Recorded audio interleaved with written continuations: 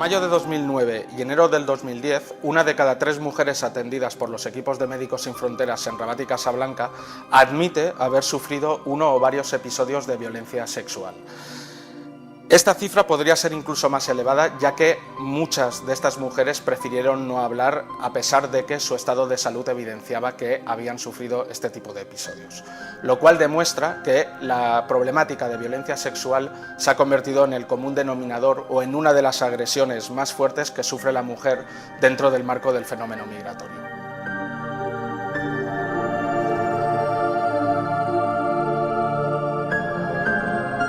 Médicos Sin Fronteras denuncia la extrema vulnerabilidad de las migrantes subsaharianas atrapadas en Marruecos en su intento de llegar a Europa.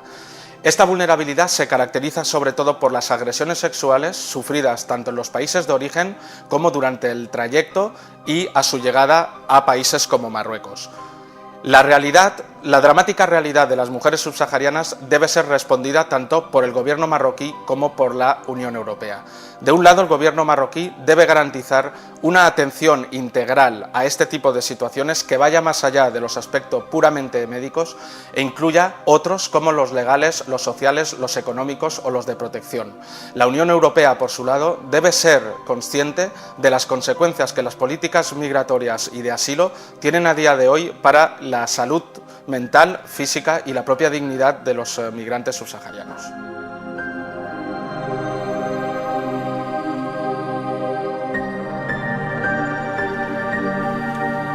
Je m'appelle Lisa Niembo. Je suis quittée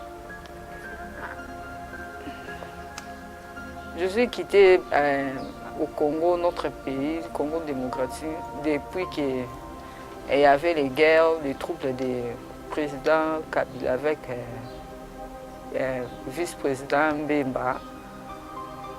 Il y a des troubles en 2007, vers le mois de mars, là, il y a les soldats des gouverneurs qui font les troubles là, mais les soldats, les militaires de Mbemba, ils ont traversé Congo-Brazzaville. Il y a l'attroupement, il y a les guerres, il n'y a pas moyen de sortir, il y a des enfants qui sont cachés dans l'école pendant même 5 jours. Il y a des pères aussi qui sont cachés dans le travail depuis qu'ils sont partis travailler, depuis 5 jours, 4 jours.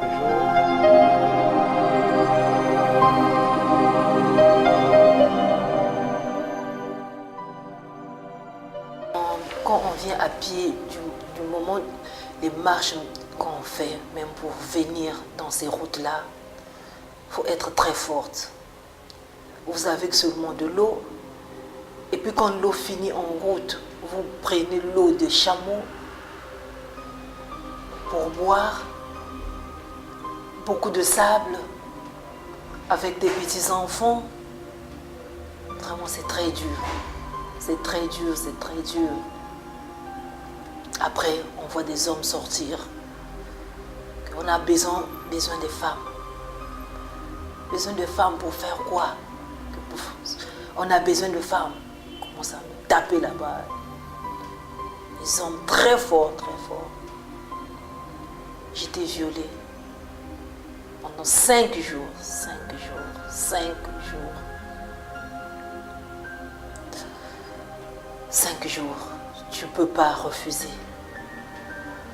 Il te force de te faire l'amour. Il te touche partout. Il prend le sable, il jette sur toi.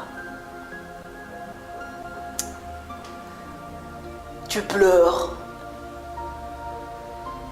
Tu entends de crier Dieu. Mais il n'y a même pas de miracle, vraiment. Comment je peux faire même pour que je puisse même quitter? Tu demandes même la mort. Mais la mort ne vient pas. Violé, en te forçant. Du devant jusqu'au derrière.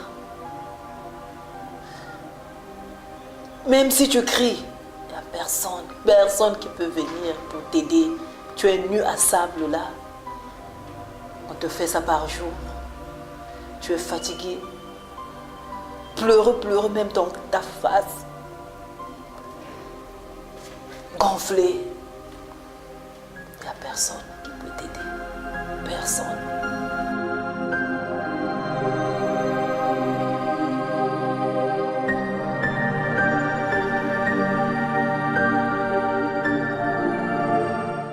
situation here is so bad for women because there is nothing woman used to survive here, except maybe you follow man, if you befriend man.